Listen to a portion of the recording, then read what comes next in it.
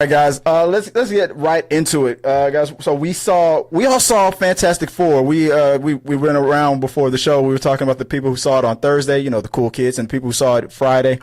I saw it Thursday night, and I had a good time with it. It was my expectations were low.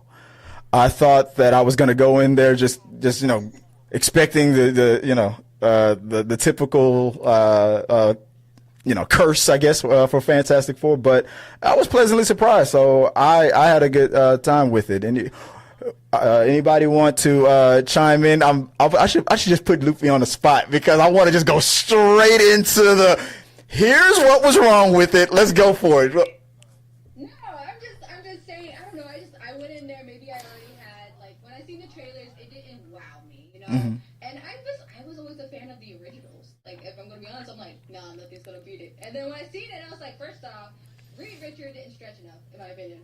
There's no power in that. And I was like, you go back to the old ones, and all you see is Reed Richard in every single last one. He's always stretching, always doing something with his ability. So it's just like, I don't like that. Oh no, and I just felt like it didn't wow me. I felt like I was the only one though. I still feel like I'm the only one that's like, I don't like that. I can live without it. I have a button for that. I don't like that. I just pushed it. I don't know if it's going to come through. What do we got? What do you? Anybody else want to chime in? What were your thoughts? Well, Go ahead. I was gonna say, you saying your expectations are low. I was like, that 2015 one, it can't get any lower than that. Like the only from 2015, you can only go up for how bad that one was. Well, I mean, if we go back to 2015, I mean, I just watched it today. Okay, this is my first time watching that one. If I'm going to be honest. All right, okay. I wasn't. I was like, all right, but I still originally was like, I like the originals. Like, I'm like, we'll go back further. I still like the originals. I didn't see why there's so much hate on it, but the 2015 didn't wow me either. I mean, it was like, all right, okay, cool. And I love movies. Let's put this out here. I love movies. Okay, I didn't feel like how no, there's nope. I can't say any good movies. So maybe the Sinners did wow me. So I was like, there's just I have high expectations for movies, and it didn't wow me. I could definitely agree with you on that. And we were just like earlier, we were talking about like the movie buckets, right? The popcorn buckets. Crazy price for a popcorn bucket, and the movie wasn't worth that price. You know what I'm saying? Like it wasn't. But I mean, like even like Galactus. Like let's look at the character Galactus. Let's go back to the comic book versions. Why is he so dark?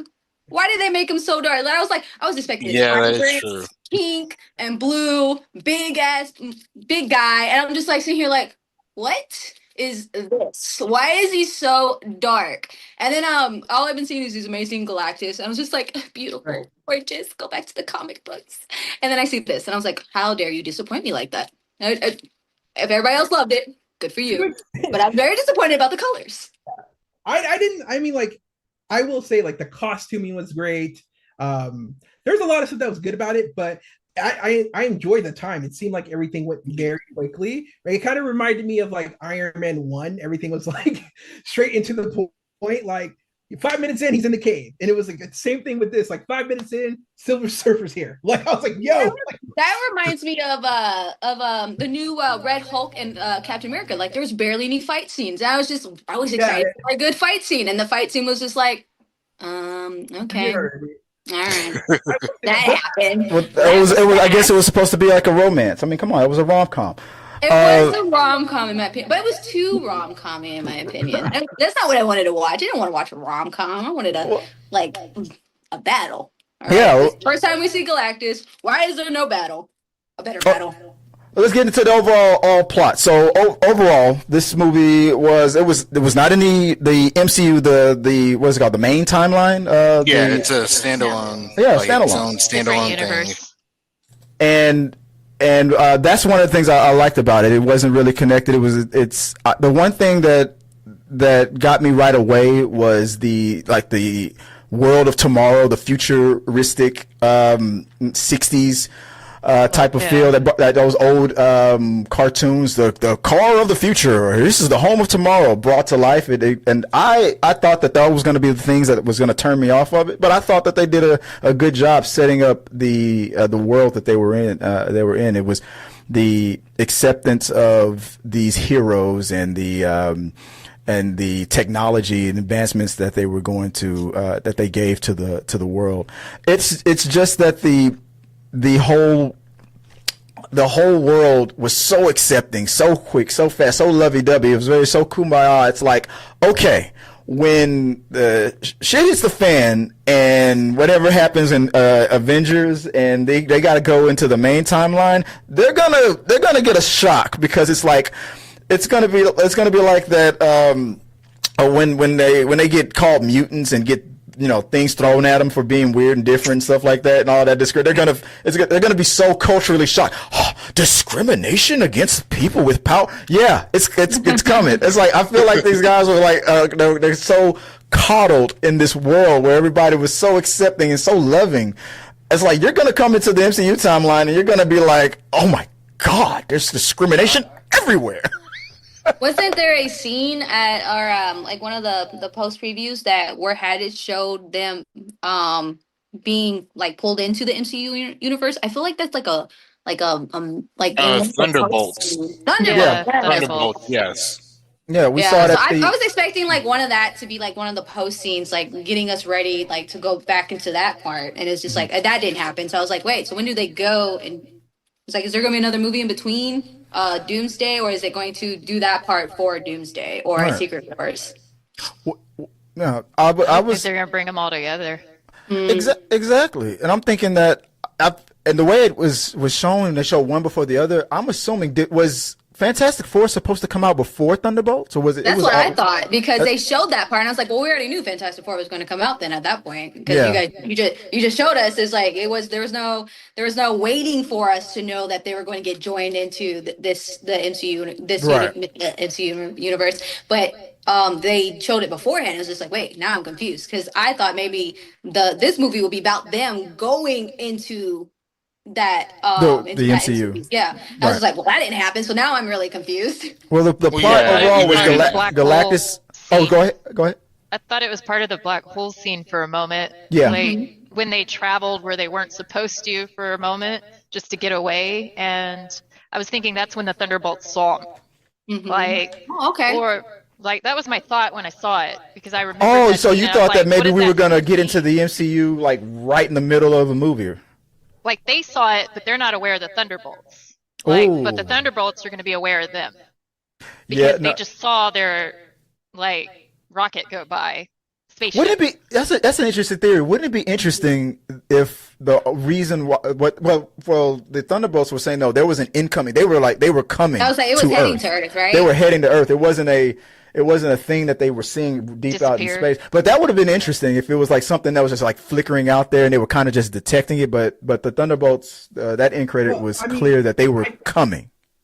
I do think that's going to be like a big turning point, that particular scene, because I do feel like I've seen the movie twice, and I feel like there's a I'm going to see it again like on Sunday just to make sure. But I feel like, and then there's a lot of talk about twins in this film. Mm-hmm. So I feel like when Ben goes right, I think like there's like a split in fabric, right? So they go right, but another version of the ship goes left. Like in Ant-Man, they talk about like when you make a decision, like there's a branch off that happens. That's like a big part of Ant-Man.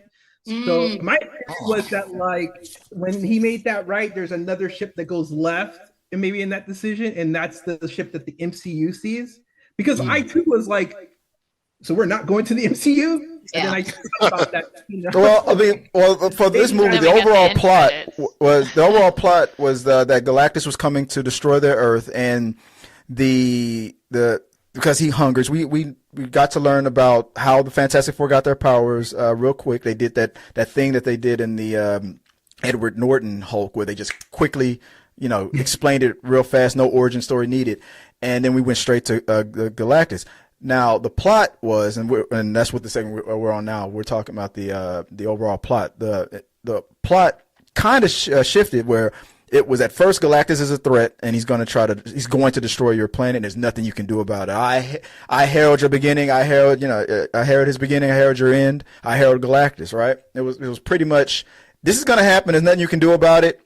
Suck it. And then it shifted from, we're going to eat your planet, to, we'll spare your planet, but we want the boy. And that was the thing that first caught me off guard, because at first I was thinking maybe he wanted Franklin, the baby, because he's so powerful that I was thinking the plot was going to be like, whenever Galactus hungers, he's like, hey, Franklin, create me some, a couple planets, I need a snack. I thought that maybe he was going to just use him for that. But then it was, no, he could be my successor, because Galactus has been doing this for billions of years. He's like, I'm tired of this. I want it to end. I want to go. And the only way I can do that is, they pretty much stole the plot from Aladdin. Like, I can't escape this lamp until I get somebody else to take my place. What did you guys think about that shift? Who wants to go first on that?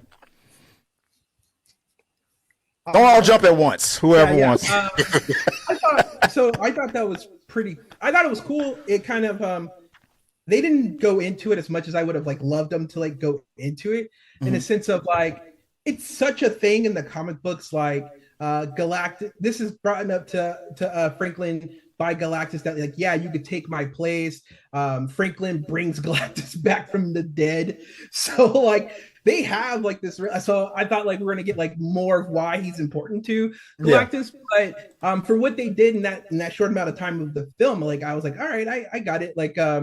The shift from becoming a world eater to an adoptive father wasn't as jarring to me. Or a child kidnapper, if you want to be technical. For sure. The trafficker. I think we could have just done without the Silver Surfer rom-com thing. But other than that, I thought what they did with Galactus was good for me. I enjoyed that. For me, hold up, I got a button for that too. Hold on. Do you? I have a for me button. There we go. Let me see. For me. Yeah, there we go. I don't know if you guys can hear it, but I just pressed.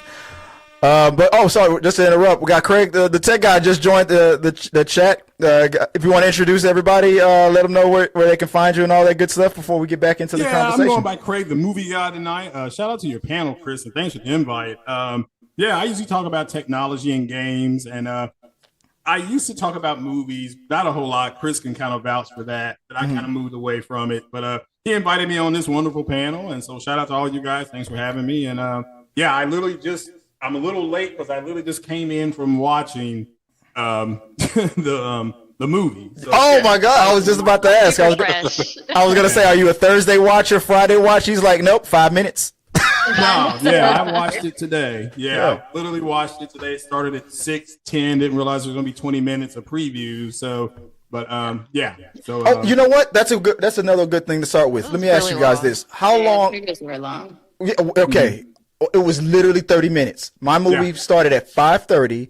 The movie didn't after AMC. What was it? AMC told me that we make movies better. What was it? Nicole Kidman. With Nicole Kidman. I was the only one who stood up and put my hand over my heart. I don't know what the hell was wrong with everybody else, but the movie started at 5:58. It was the first time that it was almost exactly 30 minutes. Everybody usually jokes about 30 minutes of trailers and commercials and whatnot, but it's usually around 20 to 25 minutes. This is the first time it went over the 25 to 30. I was like, same. What the hell? And it was the Avatar trailer that I think bumped it up. Yeah, I think so too. Mine though was weird because it didn't even there was no introduction, nothing, they didn't even go black screen or nothing, just straight to the movie. And I didn't heard people in the background oh, they're just gonna start it. Okay. Yeah. They flash Marvel for a moment. They have the old-fashioned Marvel, and then they start the movie. Yeah, it was I didn't notice that at first, and I was like, oh, okay. Yeah, it was really quick. It was nothing. And I was just oh, the movie started. Okay, cool. I was really confused. I was like, wait, there's no Marvel sign, there's no nothing. Just okay, cool. Yeah, movie started. Yeah, I got it was 30 minutes later. I was like, okay. And when the when the trailers all ended and it felt like the movie, and then Nicole for AMC, when Nicole did that AMC the thing, I was like, oh wow, I heard that Disney was gonna play the Avatar trailer. I guess they're not. And then that trailer started. I was like, what the? You couldn't put it with the regular trailer. You had to make me think the movie was about to start. I was like, that's kind of unique, but it pissed me off because I was like, no, you should have had that. I guess they wanted to make that trailer fresh in everybody's mind, because here's the thing about playing so many damn trailers before the movie starts. You don't really remember that. Who remembers the first trailer that played? Anybody? I did. Now You See Me Part 2 or something like that. They played that. One out of 6 remembers the first trailer. We just saw it like 5 minutes ago. Yeah, okay, fair enough. But that's the problem with playing so many trailers. They had a movie called Weapons. Playing about missing kids. That actually does look interesting. So, I might go watch that. But it's a little eerie to do, because you got to do that movie right. But but no, it was I didn't want to interrupt you. Go ahead. I'm sorry, bro. No. It's just that when the way it took so much time away from the beginning of the movie. But going back to the movie, we got so now we know the plot is Galactus wants Franklin because what did you guys think about? Okay, so when the plot changed to that, all right, Ricky, I'll start with you. What did you think about the switch up from we're gonna eat your world to okay, we could spare your world, but give us like they turned Galactus into like a wicked witch kind of it's very Disney, right? Give us the child. Like, what did you think about that? I was just like, what? A bit weird. Like, wait, why did he change course on this one? Yeah. And on top of it, said he could sense his energy, which like they didn't go into. I was expecting them to explain that a bit more. In terms of how he's able to sense... they said Franklin was using his powers to hide it from his dad. Yeah. Oh, they did say that. Yeah. The Galactus was like, oh, you need to upgrade your shit because the boys obviously are hiding his powers from you. Well, but Craig, what did you think about the plot, the overall plot, from Planet Eater to give us the child? I like the fact that he tried to cut a deal. I mean, it kind of reminded me of what Doctor Strange did with Umana. I mean, he cut him a deal. But he had no. When you're cutting a deal, you have to have leverage, and in essence, they had no leverage. But I like, for me personally, that felt, you could feel that's when they went from the first part of the movie to the second part, which was a better transition, because I thought the first part, because I don't know a whole lot about the Fantastic Four, I know just a little bit, but I thought they did a good job with Susan, and then with the Thing, whatever you want to call that thing. I think that's his name. His government name. Thing. Felt wooden, and Johnny's stuff felt forced. But when it got to that action part, it just flowed better. Their conversation flowed. But I liked the movie. I thought it was a good film. But yeah, this overall, that first act was just kind of blah. But the second act, when they launched and all that kind of stuff, when they went to go after him and him, I liked the fact that he tried to cut a deal. I like the fact that they went into his background, said he was something very old. The way they explained it was good. The way they just, and they let that flow. So I liked it. It was different. You had somebody that huge and unstoppable. It's like, well, he does want something. So that was pretty cool. So we have let's see. Sean Shonoff says even when they protested outside the Baxter Building, it was nice. Now. Yeah, I'm okay. Maybe me and Loopy might agree on this one, because I hated that moment because it was it was too kumbaya for me. I was gonna say that crowd was way relaxed. It's like society is not that loving. I mean, their Earth is too soft, and when they come to the MCU, Marvel's going to make sure it changes. Yeah, exactly. I'm telling you, because think about all the. I'm a father. I'm a father of 3. I mean, with my blended family, you can say I'm a father of 6, and I have grandchildren. Yes, I know that I don't look it, but I am 45 and I have grandchildren. But it doesn't crack. Like, that's what they say, right? But I know for a fact, if I was in that crowd there's no way I would have been like, so your damn kid is more important than my kids. Fuck this. We're storming this building. He's still living. Yeah. I expected them to have it. At least your kid's gonna still live. He's just gonna rule and eat other worlds. Maybe one day. You never know. Right. Exactly. I expected that. I was gonna say I expected them to have a chant ready to go, like "Give up the kid." Yeah. Give up the kid. I would have been like, signs. Sure. I mean, I would have been there. Fuck them kids. And they were saying stuff in the crowd. Yeah. Like, when she came out. I was like, she had balls to go out there anyway. No. With her kid. I thought about that too. I said this yesterday on another channel. Shout out to Geekly Goods. We talked about this. I said that it was almost like an intimidation thing. Because think about it. I mean, there was a crowd of people there. They could have charged, but really, what could they do to her? She would have put a force field up. She could have destroyed them all if she wanted to, and they knew that. It was almost like a bullying thing. It's like we want you to give up the child because that's the logical thing to do. One versus the world. Yeah. But if we rush you, you'll kill us. Like we're damned if we do, we're damned if we don't. And they knew that. And I was like, that's kind of messed up. It's like, stop trying to convince me. If whether you convince me or not, if I try to go against you, you're just gonna kill me, or you could, or something. I just felt like it was in the MCU they would have tried. When she addressed them, they really talked about it was they were there more out of fear. Because you're right, Chris. There's nothing that they could do.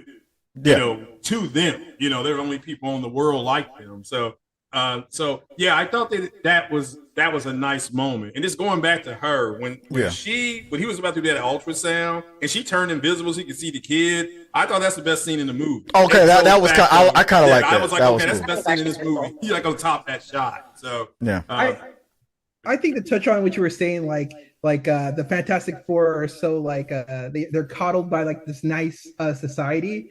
It's the same thing for the society themselves though. Like their villains must be like super nice too because we're gonna when we talk about the character. Okay, well let's move on to the next segment where we talk about the character development. Let's go. All right, let's talk about it. It's the 1960s. Let me say this. Well, that too, but I'll say this like. For the citizens to be like, just give him the baby, and they honestly believe a villain's gonna stop there. Like, he's gonna take it. I guess I have the child. You may live. Goodbye. Like, okay. Like, it's like, why are you fucking lying? Like,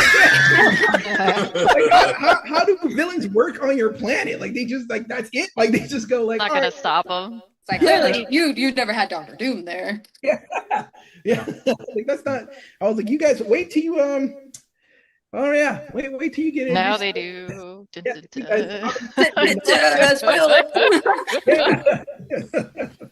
But let's go into that. What any other characters come to mind? Anybody else want to bring up some the character development either starting with the Fantastic Four or any other characters? What's some characters that stood out to you? I feel like they didn't give the Thing much to do. No. I have a theory on that. There was no clobbering. There's not a lot of big fight scenes. Yeah. Lady. He just got to talk to her just a little bit. Because it's like they were heading that way and then stopped. It's like, all right, you have to talk. Go away. You did it.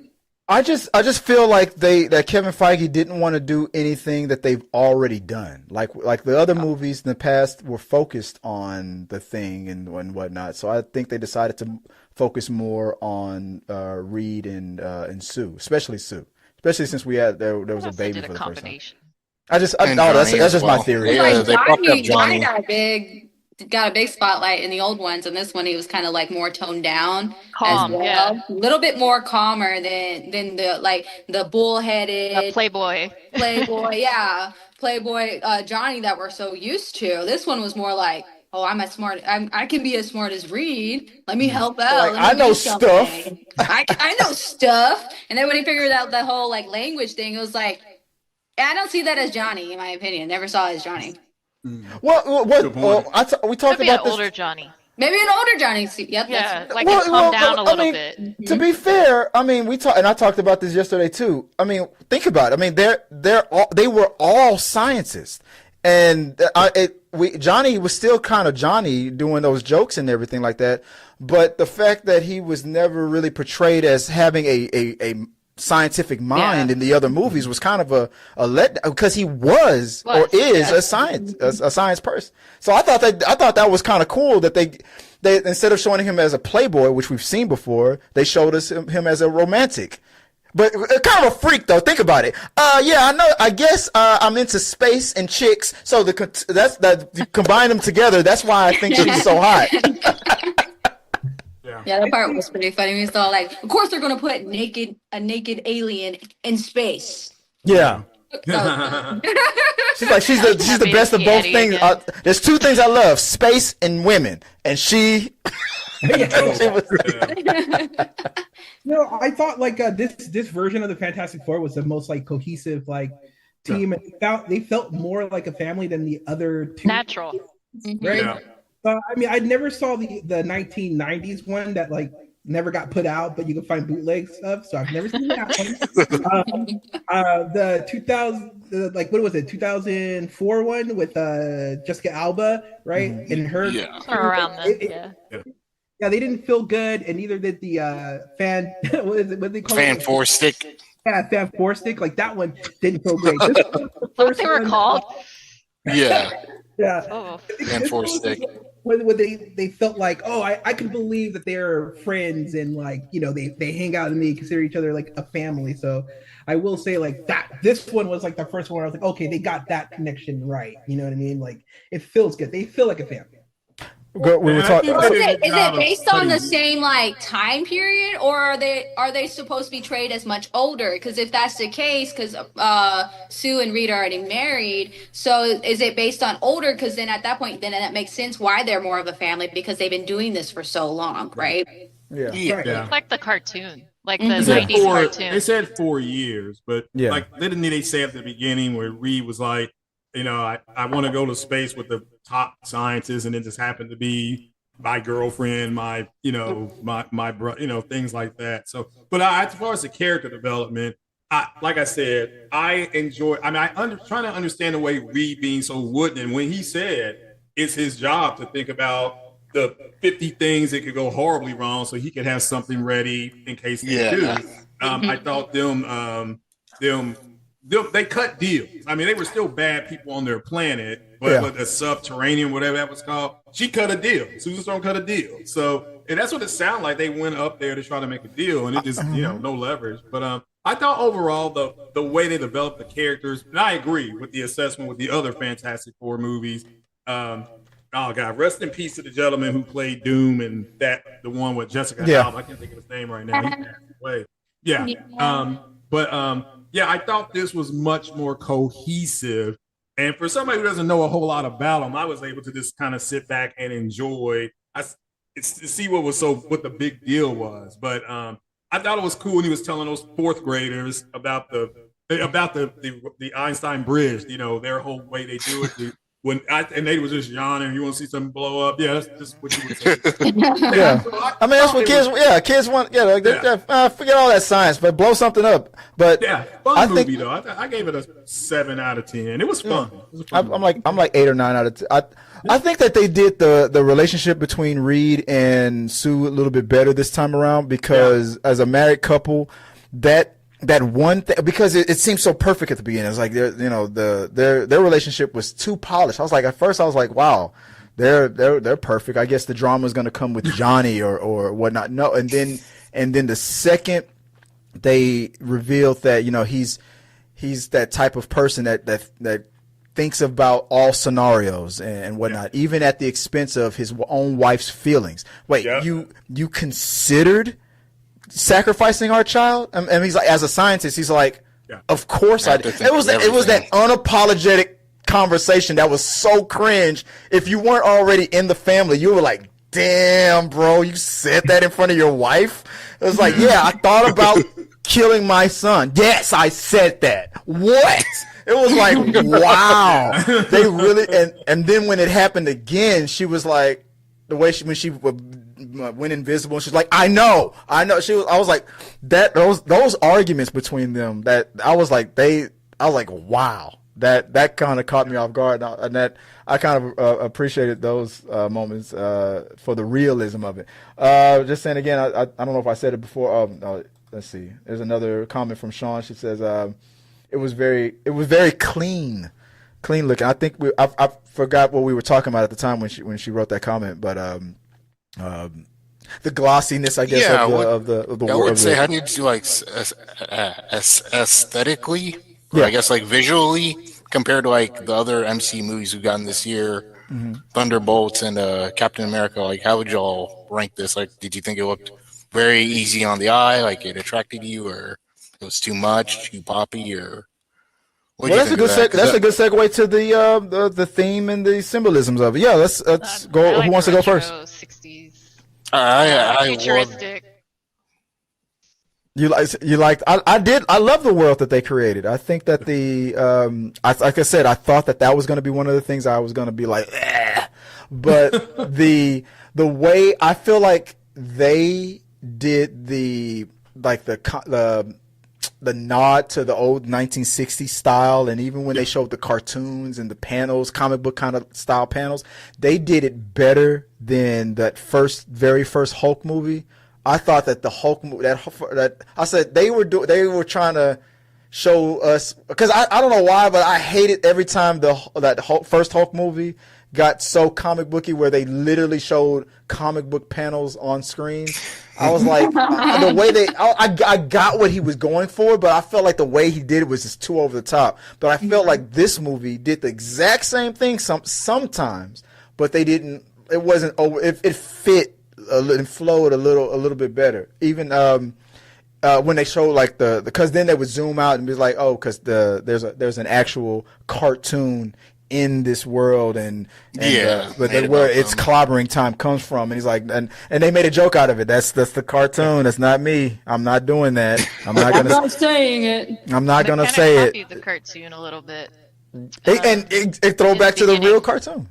Yeah, it's like in the cartoon they had what was it? Dick Clark doing a thing where he has them come on stage and talk about their origin story. Yeah, and they did that in the movie. Different person, but same kind of story, and they followed other things. And I don't know if anyone caught it. I did, because I recognized the face. The ship? Are you about to say the ship? No, the cameos. I didn't from see the original. Yeah, I heard about it.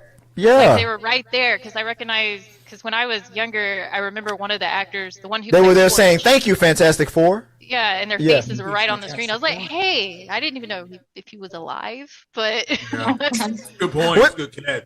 That would have been funny to have Michael B. Jordan there and like, "Thank you, Fantastic Four." Chris Evans is in there. It's rumored that Chris Evans is somewhere in the movie, but he's disguised, or he's just a voice or something.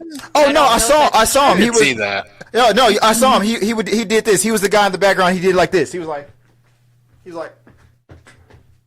And that was it.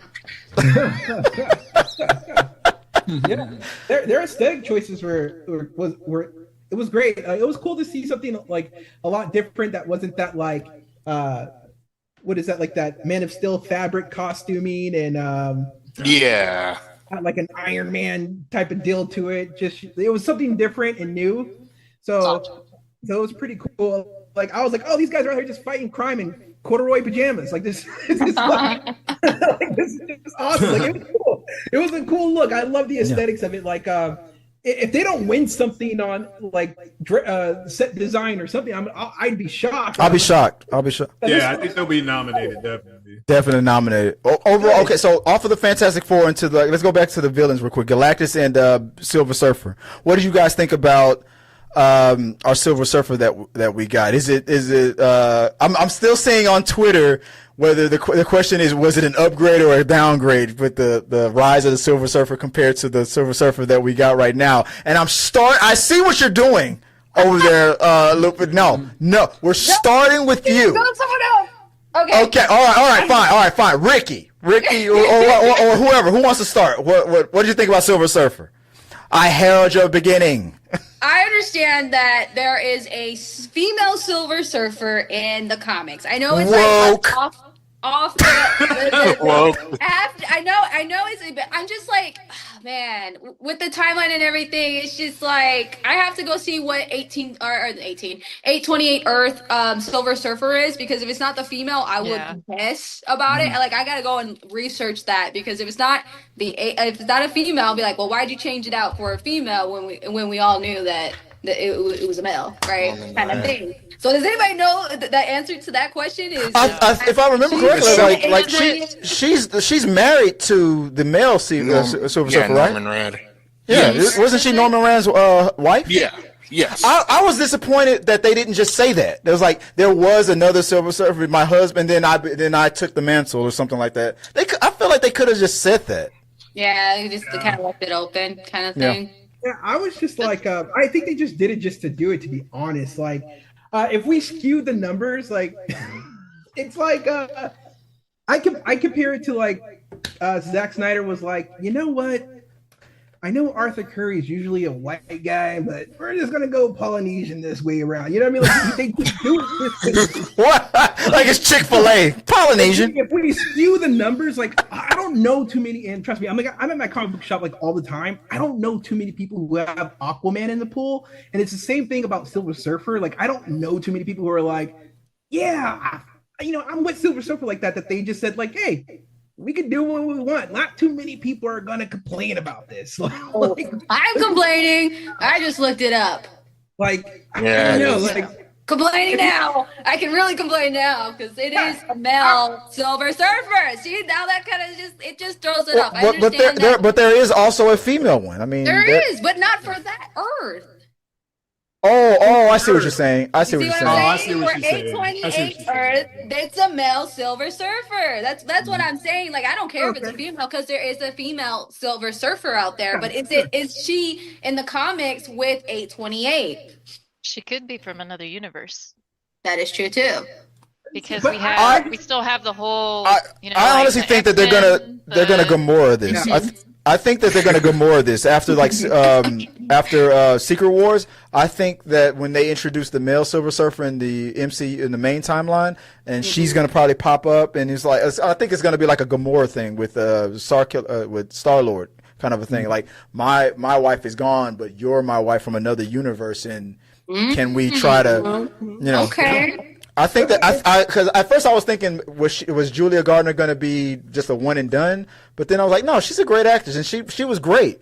I think they're going to Gamora Star-Lord that thing. I think they're going to introduce the male. I really enjoyed her. I thought I didn't care. I mean, she literally is just somebody who's out there doing a smorgasbord. I want this, I want that, and then Galactus, shows up. But I love the introduction. Her coming out of the sky, looking very like I'm more superior than you. We don't care what you think. This is going to happen. This is a very matter of fact thing. So I enjoyed that aspect of it. Again, once she got introduced, the everything changed. The speed of the movie picked up. So yeah, I enjoyed her. I understand they're not doing exactly what the comic book is doing, but I don't know. I guess it's just old school. But no, that's fine. It's Johnny. The reason why she spoke to him in like her own language, like they had like an intimate moment, was because the same as Silver Surfer and Sue Storm in the old ones, where it's all like, you remind me of my husband. Yeah. Okay, who here thinks that Johnny had a shot? Well, maybe. Johnny did. Nobody. He chased after her immediately, twice. I mean, wouldn't you? I mean, she's somewhat naked woman from space. If you were a scientist that loved space and you just saw pretty much a naked woman, I mean. He's like, what's your Snapchat?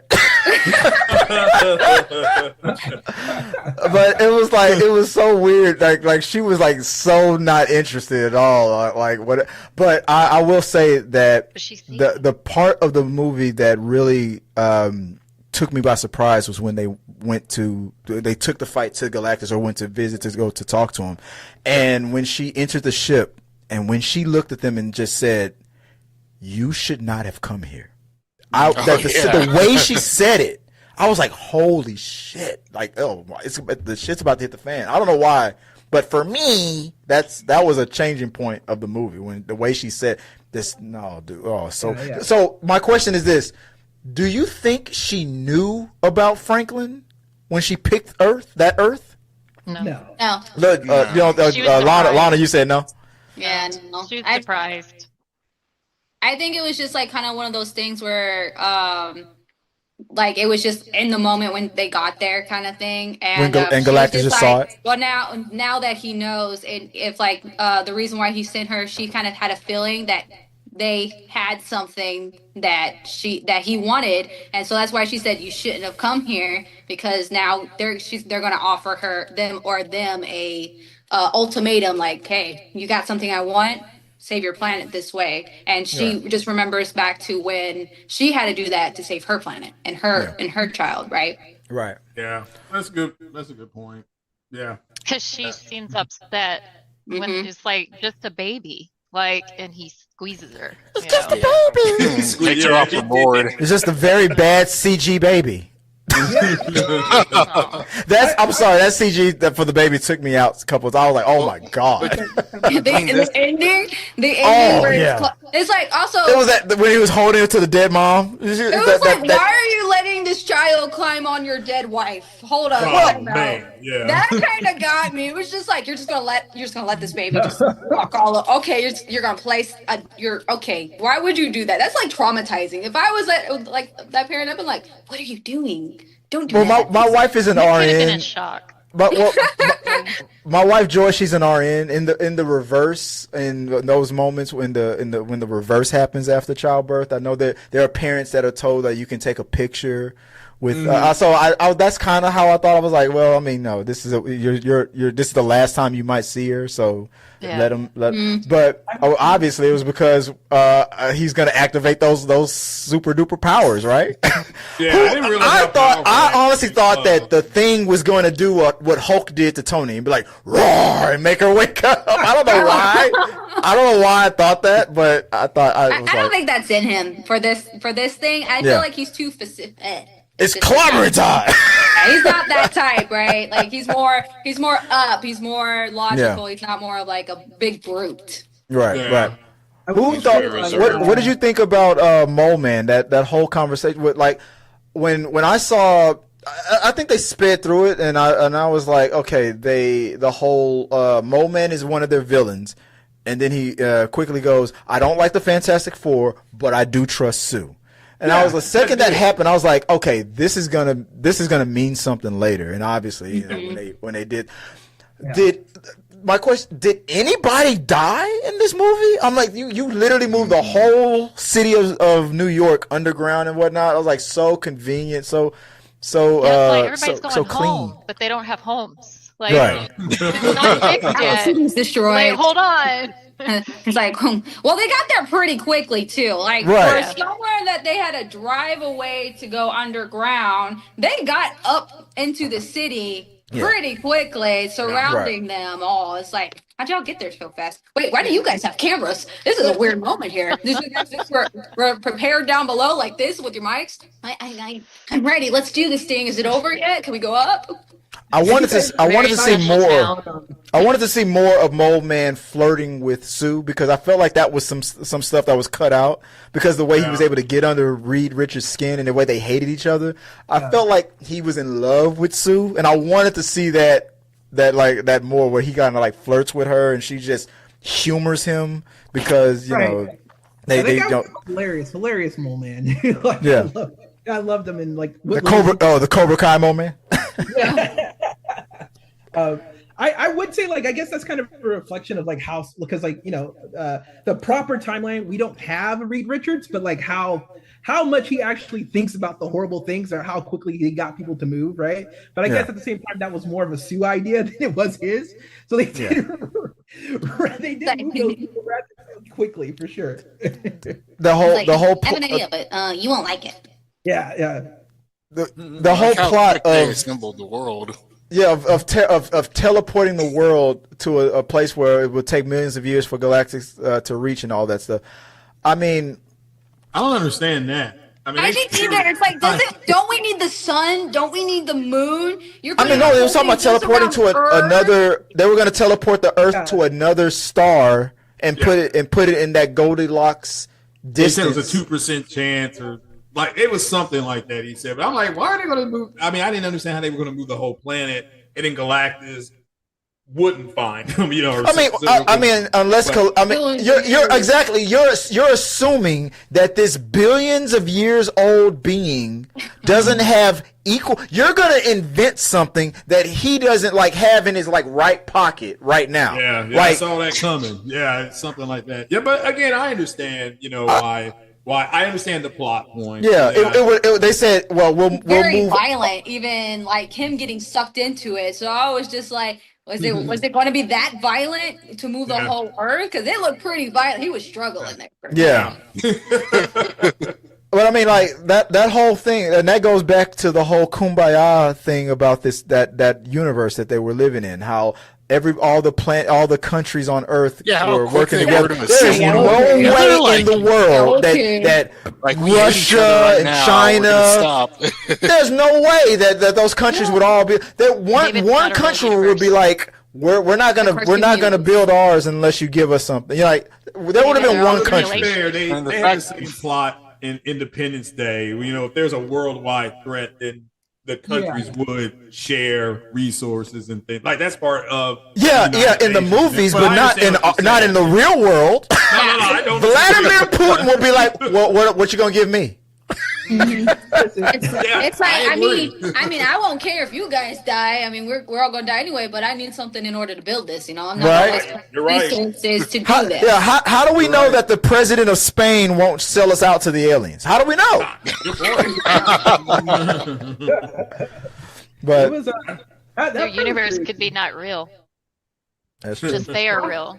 It is too cartoony. Because there's a cartoon episode like in the 90s that they did, and they weren't in their world, but it looked like their world, and they went through their whole thing, and it wasn't real. Yeah, there's like I remember that cartoon. Yeah. And it's like, what happens if this universe? The reason why it's so good is because it's not real. The only ones that are real are the 4 people. Kind of like what is it? Not Yes Man, but the one with Jim Carrey where he's trapped in that 23. The Truman Show. Yeah, the Truman Show. It's kind of like that. It's like they might be stuck in the show, but it's all too good. Yeah, no, it's a simulation. It's all a simulation. It's all the Matrix. Doom shows up. Yeah. I'm really mad about how we didn't see Robert Downey Jr. as Doom. If I'm being honest, we're about to go into that right now. So the overall impact of everything. Okay, you said so. Starting with you, Lupe. You said you were at the end when we finally got Galactus when he got and everything. And then when we get to the end credit, what was the overall impact of the movie, and what you think about those end credits? Oh, well, okay. So the overall impact, I thought it dragged on and on and on. And I was like, when is this movie going to be over at this point? It's literally one of the shortest movies they've ever did. Damn it, Luke. It is, but it felt so long just because it was dragging. Yes, they had their moments where I'm like, oh, that's pretty funny. Oh, that's actually pretty cool. Right. But at the end of it, I was like, I'm kind of disappointed. And it might be just like, it did feel too soft for the MCU universe for me. It was too coddling. It was too loving. And I was like ready for a big fight. I was ready to get down and dirty. And then when they showed up Galactus, I was like, oh my gosh, they're about to show him. Where's his colors? Why is he not bright, beautiful like everything else in this universe? Right. And so that kind of let me down too. I was like, oh, that sucks. I thought maybe they did give him like a pink and a blue, but it was just so dark. It was the only thing dark about this whole universe. I mean, maybe that's why they did it, is because they wanted something truly dark in this universe, or in this movie, and that was the one thing they could do.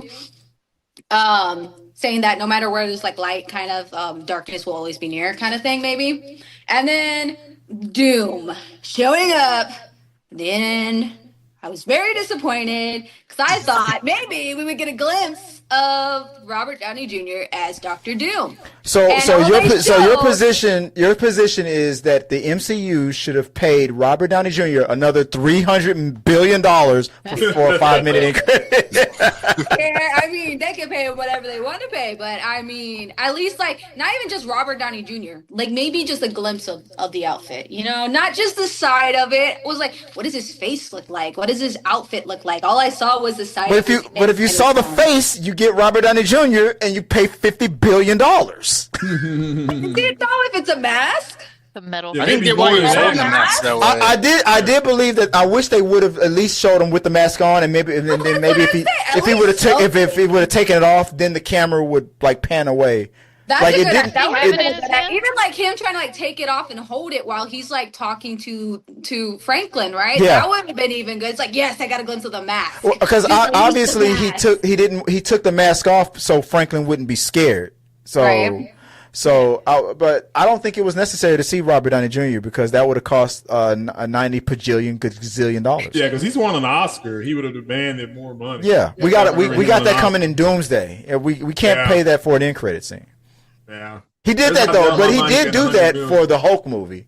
But that was when he was not so popular. Not so popular. Yeah. Not so popular. Now it's like if the MCU ever says his name, they have to pay him, $10,000 every time Robert Downey Jr. is even mentioned. Well, it's exactly why in like the Spider-Man movie, or not Spider-Man, in the Wolverine movie, they literally cut out Robert Downey Jr. of all images. Yeah, like they were sitting behind. And we can't afford it. Yeah, Sony was like, "Fuck that." He's like, we gotta make sure only Peter's showing. That's Robert Downey Jr.'s arm, guys. We're just gonna put that out there. We all know it. It's Robert Downey Jr.'s arm.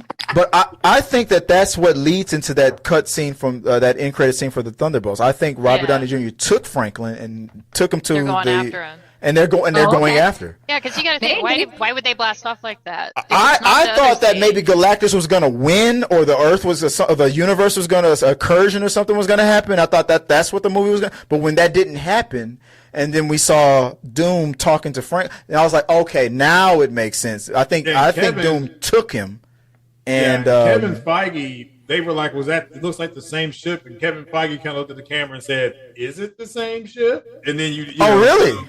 Really? He said that, months ago. I'll address something that was said earlier. I think somebody was saying as far as with these movies, I think that these movies that have come out for this phase, they've all complemented each other. Yeah.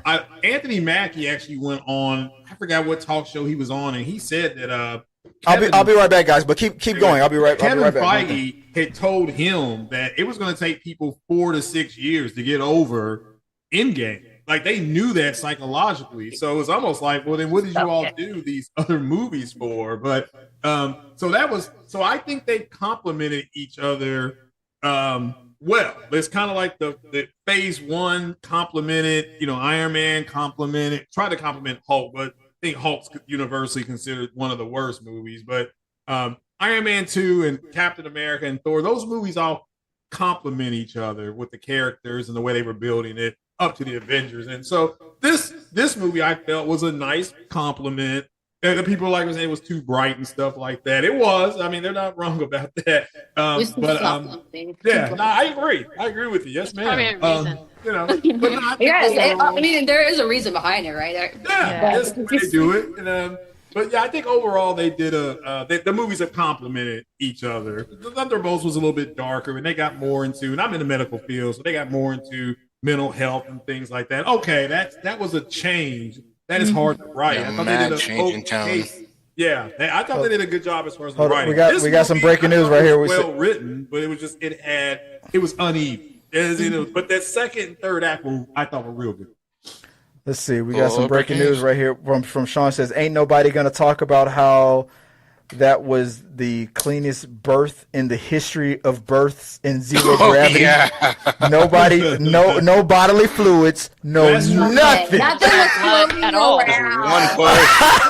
No. They were there. It was invisible. But she wasn't invisible? Well, I guess she was the fluids. Right? The fluids. Yeah. Well, anytime they fight or anything, there was also no blood, no. Yeah, he was already crystal clean when he came out. It was nothing. Right. Also, where did Thing get the blue towel? Looks like the thing. No, he should have grabbed the umbilical cord and been like, there you go. It's a boy. It was just like. I'm sure they had prep. Like they had stuff because they knew they had a pregnant woman with them. That's true. And I they're all understand. like, That's another thing. You know you're about to pop. You know you're about around that time about to give birth. Why are you going into space? Come on. Reed Richards needs to be canceled. He needs to be canceled. Why? Because while his wife was giving birth, he's like, I need you to make this ship invisible. Do it. Multitask. I felt like it was slightly predictable a little bit. Yeah. The moment they said she was pregnant. Yeah. Because something has to happen, because there's always something happening. All of Marvel, if there's a baby, if there's any little situation of this character, something's happening. Yeah. So, Well, and then I think they said that okay she's the first pregnant MCU character person to be pregnant on in the MCU. Yeah, I think they said. I mean, yes. Is that wrong, Luke? You said you shook your head. Is that X-Men? But no, in the MCU. Yeah, they said MCU wise, yes. yeah. They said they said Vanessa is her name Vanessa Kirby? Yeah. We never seen Pepper pregnant. We never saw her pregnant. So we never saw her pregnant. Yeah. They said she was the first MCU character to be seen pregnant on screen. Yeah, for sure. I mean, I think this movie tried to do a lot of stuff at like one time. I think as a viewer just watching it, it was like a good like in and out. They had to set up like a lot of stuff. And I think it failed in that too, like with the whole Doctor Doom thing. Because I mean, they could have at some point probably put him in there with Reed, but like you said, like that'd be a lot of money. Because at this point, he just kind of like just shows up. He's like, "I got your kid," but it's like, but why? Why are you guys talking to each other? Wait, who is this guy? I mean, we all know who he is. Who is this guy? Like we got beef now? Like what happened this whole movie? Like is Fantastic Four going to know who Doctor Doom is? No, exactly. Vanessa, she kind of like looked at the guy like, who the hell is this guy? Oh no, she's gonna look at him like, Tony? No. It'll be like Victor. Right, but it's like he didn't show up to class ever, so it's nothing. It was random. It was so random in my opinion. It's like, they didn't even do like any red herring or any like little like another. Well, they showed that empty chair just like in Craig's Texas chair. They showed that empty chair for the UN, Liberia, right? But Liberia. He never shows up to class. He never shows up to the UN. It's like even Doctor Dooming it, and it's like, I'm kidnapping your son for his power. Oh, we don't even know if he's kidnapping the son. He was just sitting there like talking to the son, because if he really wanted to kidnap the son, I think he would have been gone in the 2 minutes that she walked off. He wanted to kidnap the son. Right, exactly. What's the point? Because what will be the point of revealing yourself to Sue if you didn't have to? If you just wanted the boy, she walked away. And then just snatch him. Here, okay, so I brought this up yesterday on that other channel, and I think I got weird looks, but I want to get you guys' opinion on this. All right. Okay, I hope I don't get the same reaction. I probably will, but there we go. All right, I'm about to mention Jonathan Majors. Trigger warning. So I always believe that after like his drama that happened, that unfolded, and the reason why he was pulled away and they changed it to Doctor Doom. I feel like maybe Doctor Doom was always meant to kind of be in Kang Dynasty when it was called Avengers Kang Dynasty and then Secret Wars, but as the secondary villain. And then when Jonathan Majors went through his thing, they decided to go, okay, let's just flip it. Let's just now make Doctor Doom the main villain. I still feel like then that secondary behind the scenes villain thing, I think Kang will come out now at the very, very, very end as He Who Remains. Like, hey, I'm like, thank you for taking care of that Doctor Doom problem that I was having. I'm back, kind of a thing. And then maybe he'll go away. I don't know. I have a feeling that that's what's going to happen at the very end of Secret Wars. Am I crazy and alone in that? No, I think that's correct, because like I think 2-3 years ago we got the Kang comic book, which was like a 5 or 6 part comic book, and it's revealed that Kang is Doom. And then What? I know this is a spoilers, but damn. So there's that, and then that so it's very possible that they do a recast if they don't bring back Jonathan Majors. So wait, Robert Downey Jr. then is going to have to do his Tropic Thunder thing again. What do you mean, you people? And here's the thing: at that point, I would buy it. If Kirk Lazarus came back, I was like, yes, like let's do this. Well, I would be in. Like, no, I could see that being a possibility. Like, how many films did Downey sign up for? 2. He got like $100 million for 2. Robert Downey Jr. is getting paid $1 zillion for a 30-minute cameo. What about you, Lon? What do you think about my theory? Do you think that Kang will come back? No. I don't have any thoughts on it because I just know when I was reading everything before, they were mixing universes. Yeah. That was the reason for Robert Downey Jr. coming. Yeah. He's from a different universe. He is in our Iron Man and all of that. When he gets stuff. to MCU, it's gonna be like Tony. When he gets introduced in like Doomsday, then it was like Tony. Yeah. He's gonna. I feel like he's gonna use that to his advantage. The fact that he's either he's a Tony variant or what do you think is more likely? Is Doom a Tony variant or is Tony a Doom variant? That's a good point. There's a whole bunch of theories around this. Hey, Chris, I have to jump off here. I do appreciate the panel. I've got something in the family going on. Oh yeah.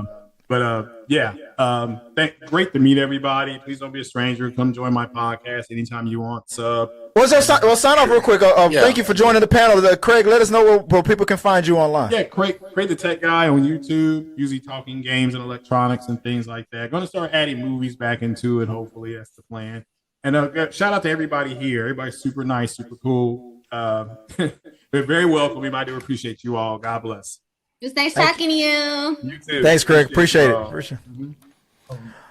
I know, we are not Downey, but Feige said himself we're doing like a reset, and we're getting new Caps, we're getting new Iron Mans, right? So new X-Men. I mean, and so the way the universe folds into itself is if it's anything like it happened in the comic books, right? It's just which is even weirder because that means that this whole thing with Galactus was pointless.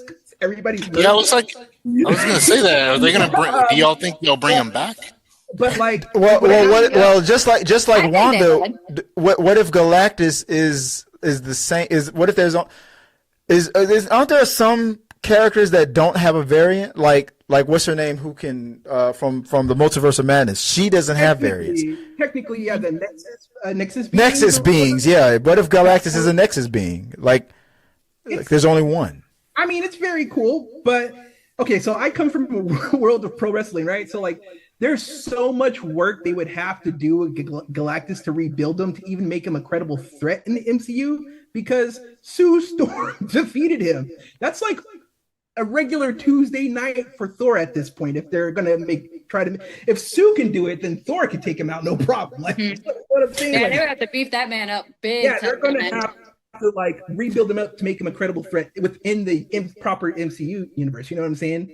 No, Thor's not that. Remember, according to some people, this is the MCU, so Sue is more powerful than Thor. No, I'm just joking. But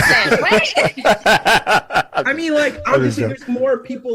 There's Captain Marvel. I mean, she would take out Galactus. She would say, yeah, Captain Marvel would probably knock his ass out. I'd buy that. Yeah, definitely. I'd love to see that. I love Brie Larson.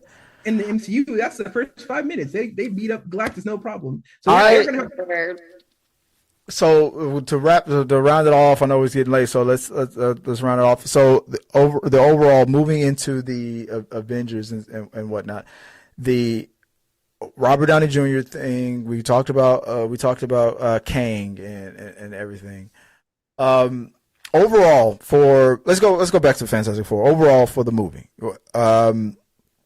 I heard some ratings there. Right? What overall were your rating for this movie? What would you rate this movie? 1 out of 10, 1 out of 5, A, B, C, D, F, G, whatever rating you want to give. Who wants to go first? I'm going to end with Loopy. I'm going to because I'm curious. 1 out of 10. If it's 1 out of 10, I give it a 5. You give it a 5? 5. You give it a 10. What? Yeah. What? They tried to do so much, and if I don't know why Feige would announce a reset. I feel like I'm watching this movie for no reason. I was actually go ahead. What are you gonna say, Ricky? Go ahead. Just to piggyback off what Andre's saying, like, oh, it's a reset and all this. I was going to say, would y'all say it's a bit similar? Because I've heard the same criticisms. Would you say it's a bit similar to Superman, where everything's moving too fast and a bit of the story just feels a bit out of place at times, or it just feels like? Yeah. So for film, yeah, it's super choppy. But like, where the hell was John Malkovich? Yeah. But I will say, for the audience, their target audience, like, they don't care. I took my nephew. Yeah. He was like, it's awesome. He loved it. Yeah. So, but like for me, yeah, it's definitely like a 5. If it's 1 out of 10, it's a 5. It was all right. Superman, on the other hand, was like amazing, but this was not it. So do you think Superman was better than this movie? I literally, you know what? I had a whole bunch of posts on TikTok about people who do this. Stop comparing these two movies. You guys, you guys. Comparisons, we can't honestly compare because it's different things. Fantastic Four was a Tuesday for MCU.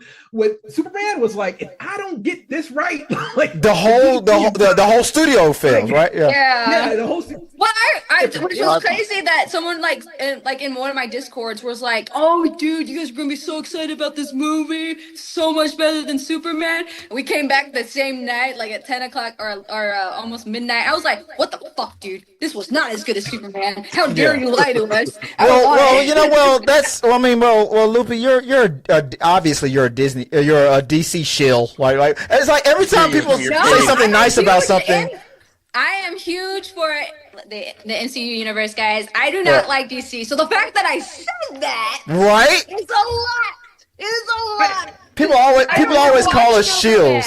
Yeah. I will say this. My last thing on is like, I know we're doing a reset, but I really would love more time on 828 planet. Like, I would love to see what more of their heroes look like, because I like that whole aesthetic was cool. No, it was not realistic. Where were the segregated water fountains? No. Yeah, I was thinking that. I'm like, yeah, white people and black people are getting a bit too friendly here. There's too much.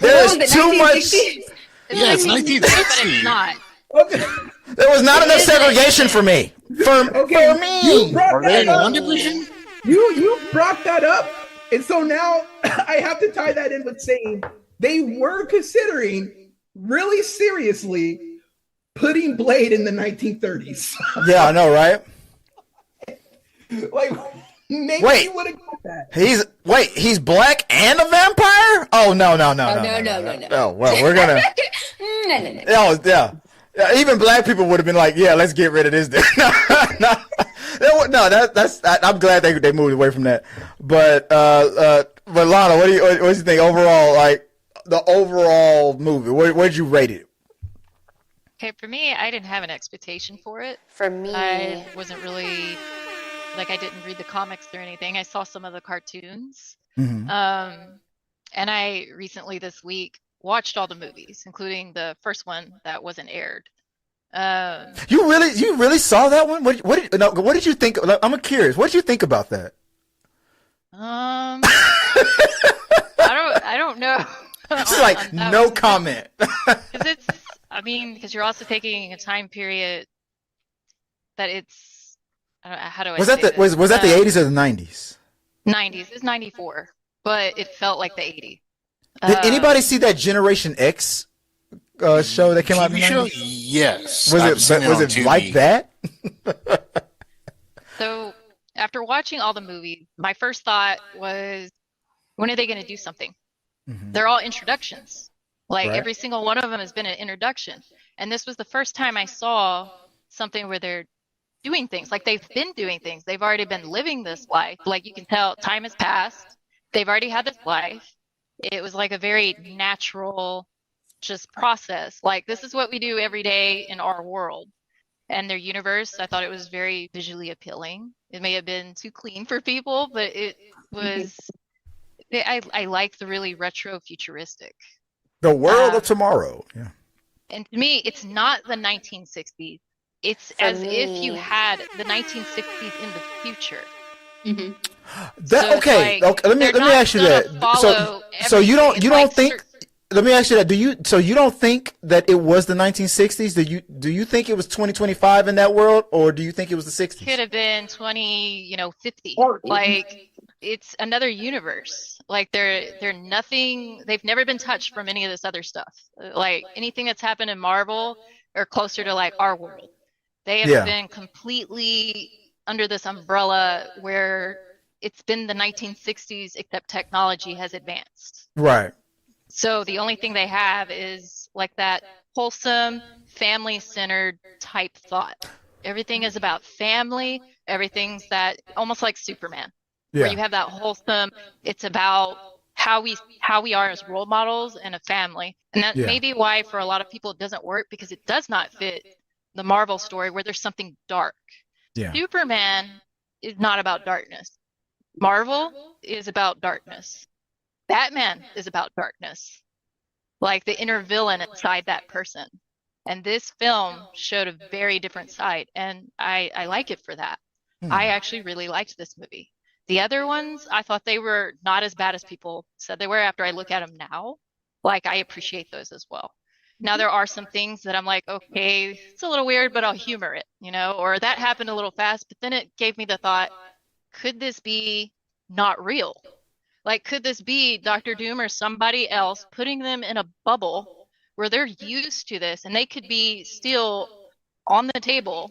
Like, he's flames, she's turning invisible, and he has rocks all over him, and they never got to the next thing. They're stuck in some kind of...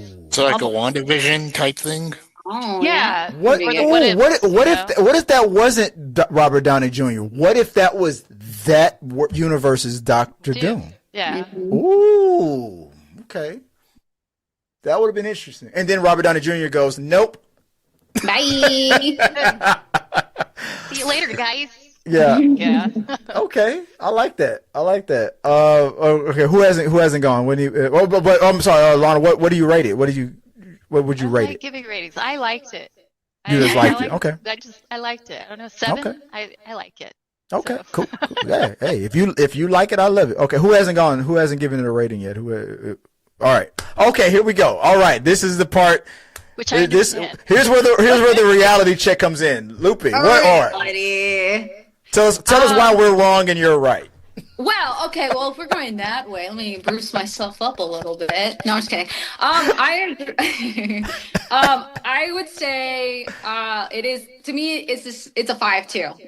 It wasn't terrible. I had moments where I was laughing at it and enjoying it, but when I started getting so close to the end, it was just like, is this movie done? It's gonna carry on? It just wasn't. It didn't grab me like I was hoping it would. I love the story where it changed from Galactus about to devour the world to baby child trafficking.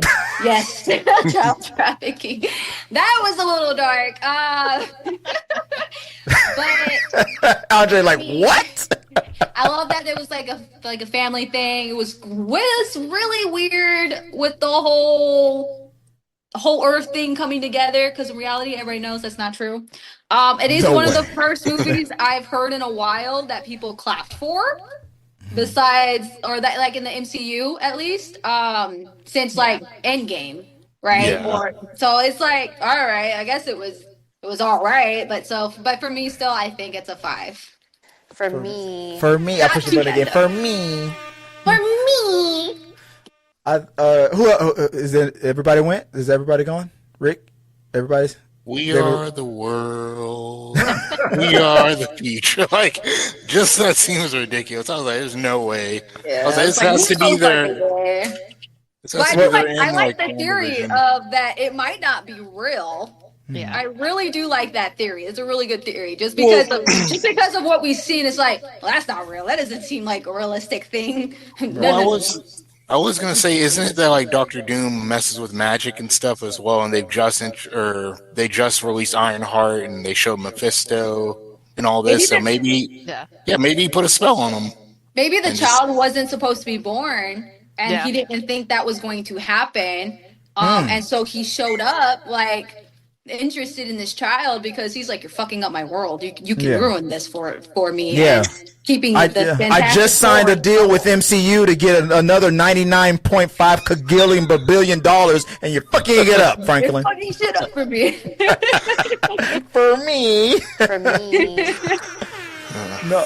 I like that. I think that yeah, sure. I liked it. I gave it a higher rating only because it beat my expectations. I went in with such low expectations. I'm not comparing it to Superman. I think they were both good movies.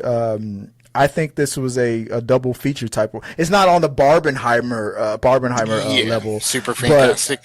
But I could see if you haven't seen either film, yeah, go ahead. Yeah, it's a good. I would recommend watching Superman. Okay, look. I slightly enjoyed Fantastic Four more, but I would recommend watching Superman afterwards because it will be a good lap. Yeah. You'll leave the theater feeling hope. Yeah, that's some hope. Yeah, exactly. I would recommend watching Superman afterwards. But I love both of Marvel of usually does that. Yeah. You don't feel like. Go ahead. I'm sorry. I was saying, you said you'll leave the theater having hope.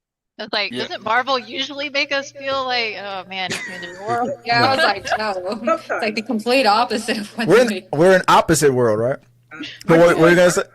I would give it a higher rating if I didn't have to pay for it. Like, I feel like this was just what? These DC shields over here, both Andre and Lupe. Wow. This felt like a Disney. I gave it a 6 if I didn't have to pay the $8 to $10 that I had to go pay at the movie theaters plus popcorn. Just saying, I would have gave it a 6. Damn. All 3 times I'm seeing this movie, like I've seen it twice so far. I IMAX every time. I saw it twice already. I do it. Lupe was like, what? My tickets are like $30 a ticket, right? Because it's IMAX. So, but I'm just saying, like, I feel like if this was released on Disney, like, I would be like, you just bought the popcorn bucket for $80. Yeah, let me just put my MCU show hat on and pull up my Galactus popcorn bucket. Andre's like, I paid $30 for a movie ticket. Thanks, Obama. My thing is, even if like it's like lukewarm or whatever, I'll still support a film. So I'll see it 3 times. So like, if it does poorly, I'm like, I did my part, dog. Like, yeah. I tried. Yeah. He did my part. I already did my part. I wanted to go see it. It's like I voted for Kamala. Yeah.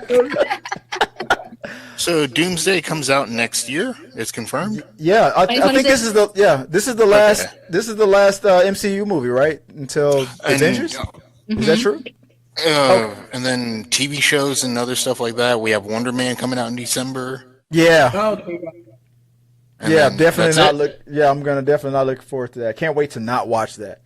No, I'm gonna watch it. I'm ready. Yeah, Real quick, guys. I know I've been holding you guys a little late. I know this is a part of. I want to get into some of the comments that are coming in. I'll speed through it real quick. And thank you guys for leaving comments. I'm putting them up on the screen right now. Sean says, "Ain't nobody gonna talk about how that was the." Oh no, we already talked about that. The cleanest birth. Mm-hmm. We already talked about the ambient fluid. It was invisible.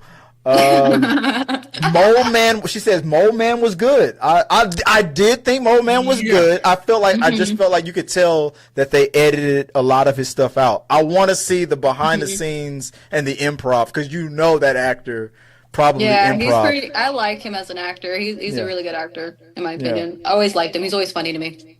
Let's see. Sean continues with, I still think he's not gonna be Doom. Like Robert Downey Jr. Okay, that goes back to my question. Like, do you think that Robert Downey Jr. In the MCU is actually because I've heard a lot of theories that maybe like he was adopted and he's not really a Stark. He was actually a Von Doom, and then Starks adopted him, and maybe it's the opposite on his world. Maybe he's a Stark and then he got adopted by the Von Dooms or something like that.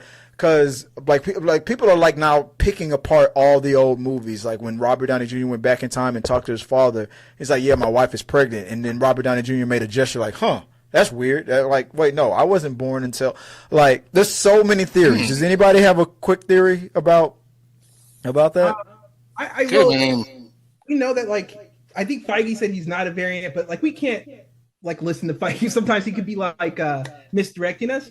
But I will say, in Invincible Iron Man, around like 2018, Invincible Iron Man, they did do a storyline where you find out Tony was adopted. He wasn't a Von Doom, but I think that could be the MCU spin. Would be like he was actually a Von Doom. Yeah, and that would be an interesting take to take. That would be okay.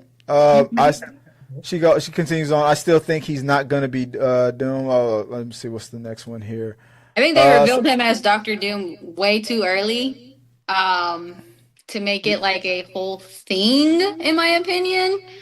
I do agree that I don't think it might be like they revealed him as a variant of Doctor Doom, but the actual Doctor Doom that's going to be there won't be Robert Downey Jr. the whole time. Okay, I can see that. I'm still thinking of like when he was revealed at Comic-Con. He said same mask, different cast. The fake mask. Oh man, that mask was so stupid. $1,000 bajillion, Marvel. What did he say? He said same mask, different task, or different task, same mask. Yeah, so there's a theory that instead of doing Iron Man, he actually went Doctor Doom. He what I was listening to was and my fiance says the same thing. He's like, I think in a different universe, instead of going on Iron Man's side, he took his technology and went Doctor Doom's side instead. So because I mean he's a scientist, right? You know, so it's like he instead of taking the path of missiles and doing technology that way, he took the path of going to be a doctor, and then he took all his knowledge and went like trying to gain more power instead of using it for good. Exactly. Whatever you nurture. Derpy Entertainment gives the movie a 5 out of 10. Like all you guys, 5 out of 10. Like you, Andre, and Lupe, like 5 out of 10. Derpy Entertainment says the same thing. He goes, just remember, folks, don't need the power of love to save your loved ones. It's the power of babies' love. Okay. Sean it's like says, Franklin could go either direction. Mm-hmm. He could. It depends on who raises him, his environment. He could be a destroyer of worlds, or he could be a superhero. Mm-hmm. Oh yeah, true that. Sean, Sean says, he actually exists. Maybe it could be like one of those things where it's like, how they did, what is it, Burn Bright for Superman kind of thing. Be like, he's going to go opposite of that. He's going to be the dark entity, thinking he's like, well, I have all this power. Like when he's a kid, right? I have all this power. Might as well, use it for whatever the hell I want because no one can stop me. Exactly. There's so many interesting things they're going to be able to do with Franklin. I'm excited for it to see how they plan out, because there's a minute there where they all think Franklin's a mutant, and now that we know the X-Men are coming, so that would be interesting to see that, like how that plays out. Dude, the guy's like Fantastic Four Cable, if you will. Like it's just like just making universes for fun. I was gonna say, how do you think they're gonna be trying to use his powers in Doomsday, and given the fact that he's able to bring back Sue Storm at the end? You think they're gonna try and revive like other people, or? I don't know about that. I do think my theory is that he's going to be used to create Battle World, so they're all on that planet fighting it out to see who's going to live. So or maybe Doom is just that's taking him off the board, so not to interfere with whatever he needs to do, something like that. I guess be a baby. Yeah. But it's like that was the only time he's ever going to heal anybody. Let's just put that out there. They usually never use it twice. That's the only time he's like, oh, he was a baby. He had like still infinite power and whatnot, so he didn't really know, but it was his mother, and it's like never again. Yeah. Sensorial Overlord. 20-year-old guy. going back to the chat. Sensorio Overlord says they turned Galactus into a complete dummy. You guys agree with that? Well, like I said, they got to rebuild him. Why did he fall for that trap? That was my whole thing. It's like, wait, where the hell? He almost didn't. He almost didn't. He was like, clever bugs, and he's like, he walked away. Until I saw his mouth. And I was like, She was powerful though. That was unexpected. Oh man. He almost got away like twice. So, ooh. It's like She pushed him into that was a Ripley. That was a Aliens Ripley moment. Get away from her, you bitch! Kind of a. That was a Ripley moment, right?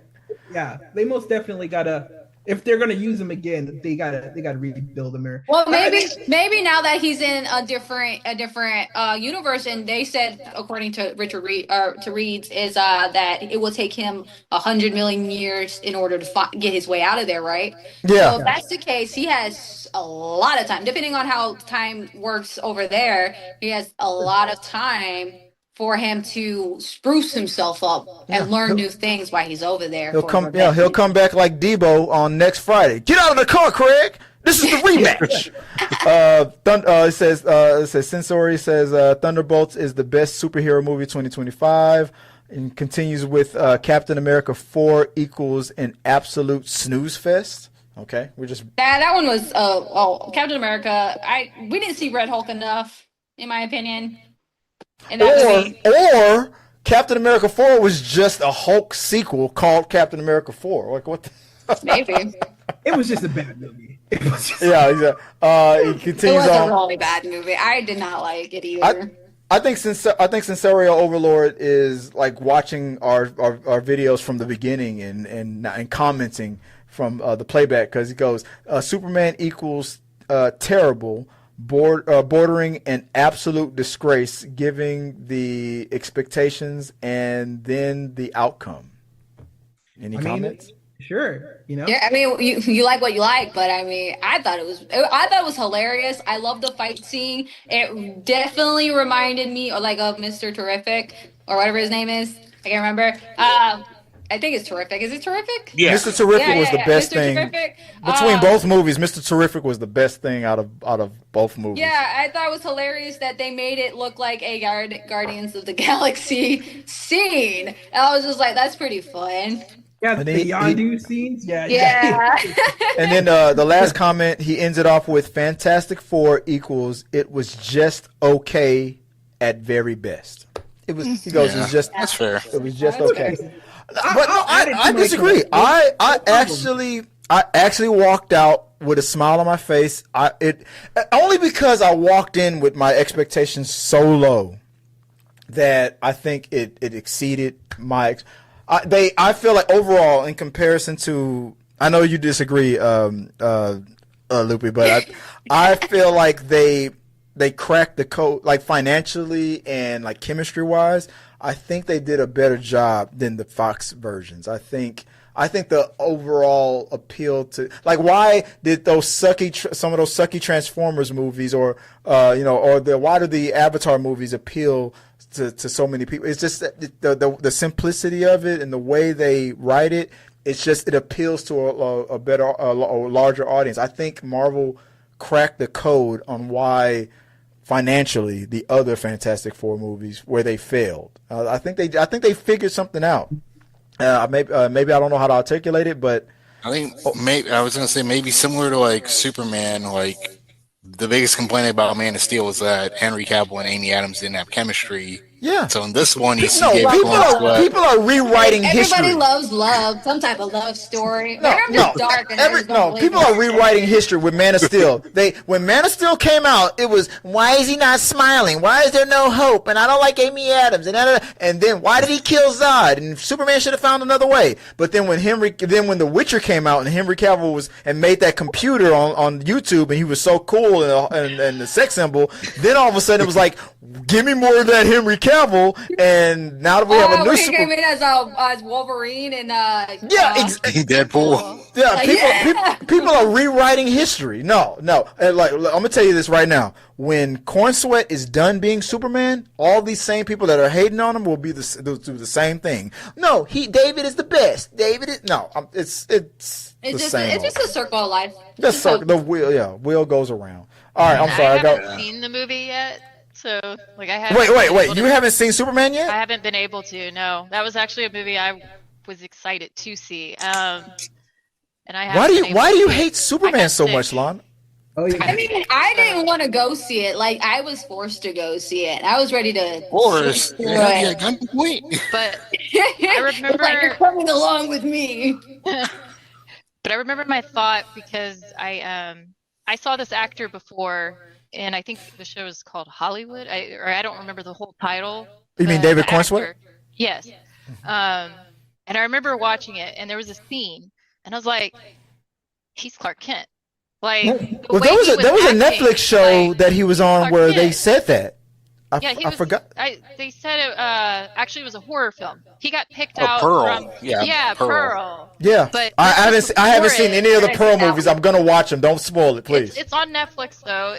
It's about old Hollywood, like Yeah. actors and stuff, and he's trying to become like a bigger actor, and it's all old timey. Like, and he has the look, he had the mannerisms. It's like he'd be a good Clark Kent. So we fast forward to like when they announced Superman, right? Yeah. You see the picture of him putting on a boot, and I'm like, who's this guy? Everybody's know, going crazy. Like, and I didn't know that was the same guy. He didn't look like He the was same he was guy. also in Twisters. And then when I saw more of the Was like it? as years Yes. go by and we have or a year goes by, they have the trailers pop up. I was like, Yeah. holy crap, that's the same guy. The one I was like, so I didn't doubt him after Yeah. I saw that. And I like Henry Cavill, but there was something about his acting where I was like, back then I felt like he would have been a good Clark Kent / Superman. You know, It was, because usually Clark is the harder part to be for a lot of actors. which is why I they love can't- Tom Welling. Oh yeah, Yeah. He's played Clark. He's played Clark more than any other human being combined. David Cornsweet played in a Netflix show called The Politician. And that was the first time that I was introduced to him. And in that show, there was I think it was episode 1, where the main star looked at him and said, "Of course, people love you. You look like fucking Superman." And then when James Gunn said that his name was on the short list to be, I said he's gonna get it because of that scene. I was like, people are already saying Superman and all these other things that he's in. He's gonna get it, and then he got it. So yeah, it was the stars aligned. I feel like, and then when he's done being Superman, people are gonna be like, greatest Superman ever. But of course, he's got to go through the fire, just like Henry Cavill had to go through the fire of hate. I am curious to see what did y'all think of Reed Richards, Pedro Pascal? Because that's been the biggest debate. Like, oh, he's not him. They should have went with the dude from You. They should have went with John Hamm. They should have went with David Tennant from Doctor Who. The way that Pedro played him, I thought was like super awesome. The way that he talked about like the thoughts in his head, he played them like so stoic and like, because I think people wanted him to be like super eccentric, like he probably was in the 2000s versions, right, where it's like a nerdy guy. But he was this guy who had to deal, like, he has to be stoic at all times because he's constantly thinking about what the worst thing could happen, and he doesn't want you to read his face, right? It's kind of the thing. So I thought that was really cool. But also he leaves it there, like the whole argument with Sue, where he thought about like giving up the baby, right? Kind of goes into like where he becomes the villain, the maker. So it's like always there, like the fuck them kids moment. Yeah, like it's like the ability to maybe become the maker in the future MCU, like the evil version of Reed Richards. It's there because he's just like, he always has these thoughts, and I thought it was brilliant how he played him. I know a lot of people don't like it, but like, I've had conversations with like people who are kind of like have a million and one things when you're thinking about. It's kind of like if you have kids and stuff, and like like if somebody gets hurt, you're in panic mode, but you can't show your kids that you're panicking, right? You have to be you have to be there for them. It's kind of like that, and I thought that was so cool. Yeah, I agree. I only felt like one character was different, or I guess the Thing was also slightly different too. Like they're all kind of mellow. And like I was used to seeing from the cartoons and everything, Torch, like he was the Chris Evans is basically what I always think of, like the way he displayed the Human Torch is like that playboy guy that's trying to get all the girls. Even though I thought it was also refreshing to see like someone that was more with his intelligence than Palmer, and it made sense this was further down the line. He's a romantic. Yeah. Just a little bit because he notices the lady, but just a little bit. Space boobs. He was the one like that I was paying attention to the most because of like Eddie and Stranger Things. So I was very curious how he was going to do this role because it was a complete opposite in Stranger Things, and I hadn't seen very much of him in anything else. He reminded me of his. He reminded me of his character from A Quiet Place. Yeah, I did like his Johnny. I thought like it was a different Johnny. It was a different take on him. I thought it worked for. I thought it worked for that film. I thought it worked for their Fantastic Four. Like I don't have. They all felt natural. Yeah, I'm glad that he's not like freaking drooling over women. Yeah. You want to join? You want to join me in this hot tub I just made? Yeah. That's very like 2000. Yeah. So yeah, I thought it worked. Just want to have sex. Yeah. Yeah. Just I think show. Yeah, come on, Disney, show us what we really want to see.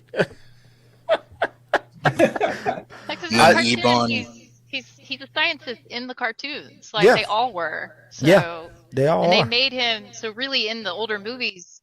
They didn't make him that way at all. Like the closest they got was the college kid one. Yeah, because in the older ones he was just a pilot. Yeah, right. That's true. Yeah. So I appreciate that. Like I said, I think that Feige was like, I don't want, as long as we don't do anything that's been done before from the Fox movies, and I think that's kind of what they tried to do with this version of it. I think we covered. I had another question, but I think I just lost it. But the overall, like I said, I think they did a great job. I think that when I think I heard on the interview that Kevin Feige said like Reed Richards, so moving forward, people were worried about like, okay, so for the Avengers, who's going to lead? I think Pedro Pascal is in a unique situation because he's just as smart as Tony Stark. For that covers the Robert Downey Jr. part of it. In the real world, Pedro Pascal is just as popular as Robert Downey Jr. So that covers that. And just like Chris Evans with Captain America, he's also from their world that were in the 60s, and then they're actually, when they go to the MCU, they go to the future, time and space, they go to the future, and now they're in the year 2025. Then that covers the Captain America part of it, the man out of time thing. So I heard that there's a theory, or I don't know if this is a theory, or did Kevin Feige actually say that Pedro Pascal will now be the person to take over as the leader of the Avengers moving forward. Now that Chris Evans and Robert Downey Jr. is kind of out of the picture now because their contracts would be too expensive. Now we got Pedro Pascal to help us usher in the future. He did. So okay. So I'm right. Okay. That. So when I heard that before watching the movie, and I was worried, and then after I saw how he did it, I was like, yes, because at first I remember that I also heard that Black Panther was supposed to become that symbol, but then when he died and now they got to recast, I'm like, okay, so how are they going to fix this? When I saw Pedro Pascal do his thing, I was like, if this is true, I'm okay with that. I'm okay with Pedro Pascal now being the leader of the Avengers. How do you guys feel about that? Then we'll end the show after that. Let's go around. I've seen leaks on I've seen like reported leaks off Reddit. I mean, I don't know how true they are. Let's take it with a pinch of salt. But with Doomsday, that basically it's going to be Captain America, Anthony Mackie leading a team, Reed Richards leading a team, and then I think someone from the Thunderbolts leading another team. So it's basically going to be like three different types of leaders, basically kind of having a battle of the egos a little bit. And that's what's supposed to be a bit of the movie. Okay. So I could see that. Let me be clear right here. When Kevin Feige said that we're going to reset, I took that as Captain America and Iron Man will now become, when they recast those characters, they will be secondary because we're going to be focusing on these X-Men and these mutants. Like Yes. there'll be an X-Men movie, and then if Captain America shows up, that person will be a new person, but he won't be as important as like if it was Chris Evans. He'll still be this universe's Captain America, but we're not focused on it. I think Captain America and Iron Man will now become secondary after this reset. Yeah. So Rick. Okay, what about you, Lana? What do you think about my theory moving forward? What do you think about what was that? What did I say? Robert Downey Jr. being the leader. Yeah, who the leader? Reed Richards. What do you think about that theory? Are you okay with Pedro Pascal leading the Avengers? I just feel like there's like the way the story is right now, there's so many groups combining like in different universes, and it doesn't feel like there will be just one leader. Like Mm-hmm. It has to be multiple. yeah. But I feel like Sue Storm would be a better leader than, just because she's more of a welcoming person, kind of. The fact that the mole trusts her more, you already have that feel for her being the leader, the secret leader, even though everybody knows like Reed's the leader, but she's the one behind Social. the social Oh leader. yeah. Oh, so She did it like twice, like when she spoke with the baby and whenever She goes in the leaders' meetings and stuff. yeah. That's because her and Reed are in an open relationship. Yeah, I know. Yeah, but I was gonna say, He has trouble with sensitivities. He's very in here. Yeah. What about you, Andre? What do you think about that? My theory about Pedro Pascal, Reed Richards leading the Avengers. I think like for sure on paper it makes sense. Like nobody else, like we're not in the there's nobody else who else can lead. And like to touch on Lana's idea, I don't think that they're really in like 1960s. I think they're in current day. They just kept the 60s aesthetic. So I feel like when he comes to 20 or the MCU, it's going to be like stuff he could work with. He'll probably be like, why would you add all that to this awesome machine? Just take it out. Like it's simplified. You know what I mean? Yeah. Like he'll be like, why do you have multiple screens here? This is ridiculous. So like I think he could leave because I've always said that like Anthony Mackie's Captain America is the only Avenger not good at avenging. Like he just fails all the time, so he can't lead.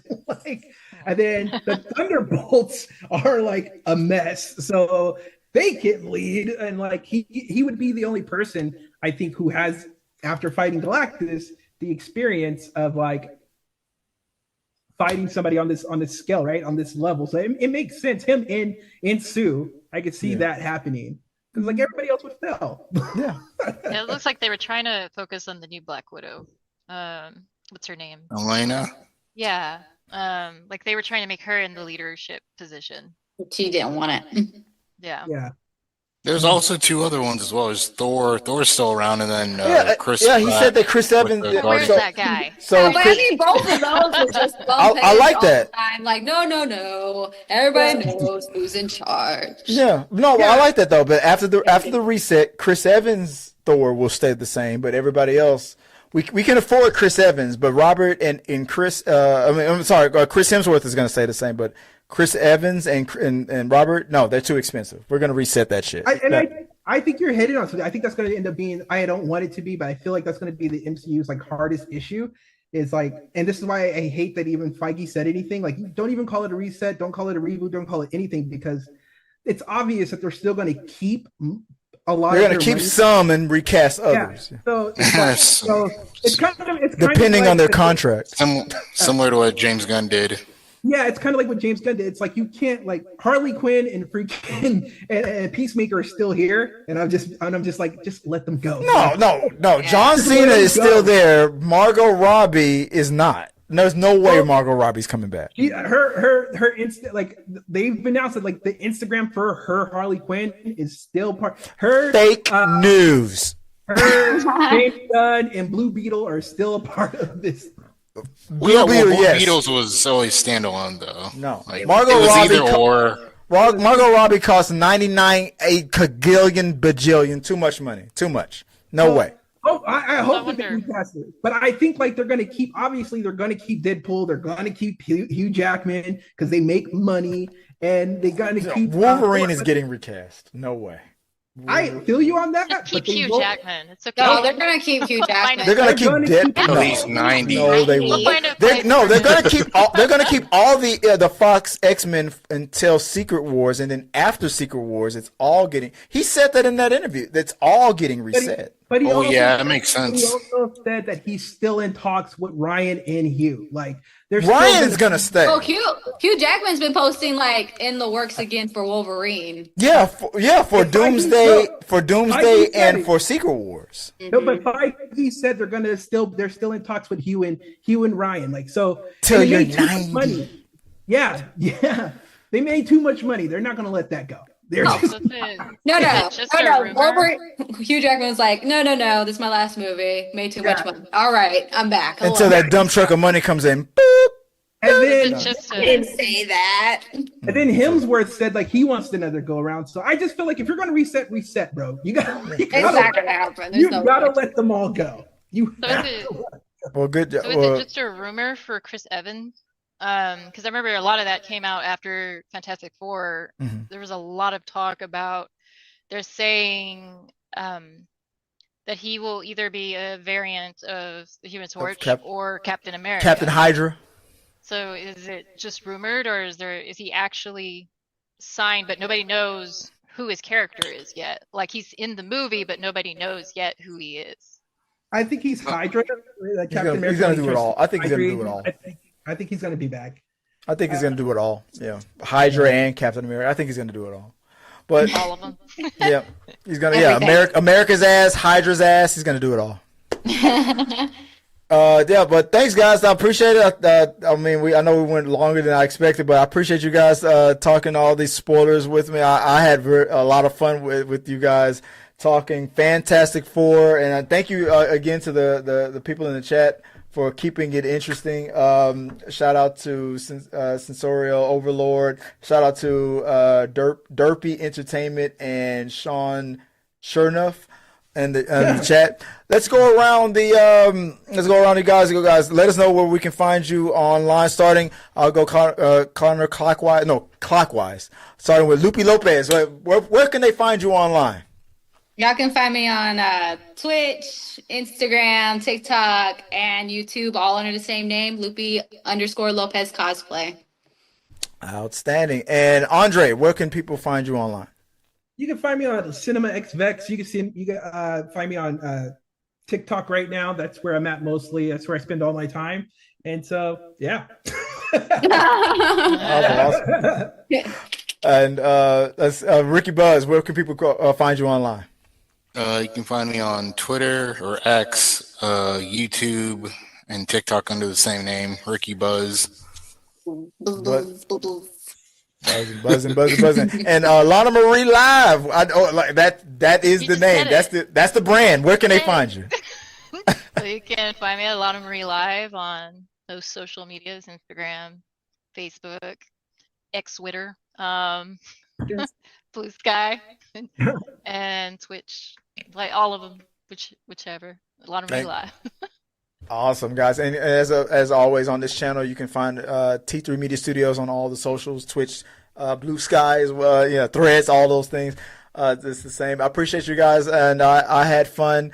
I'm going to go try to find something. I am starving. I haven't eaten in like hours, and I'm sorry I kept you guys longer but I had so much fun listening to you guys' your comments on it.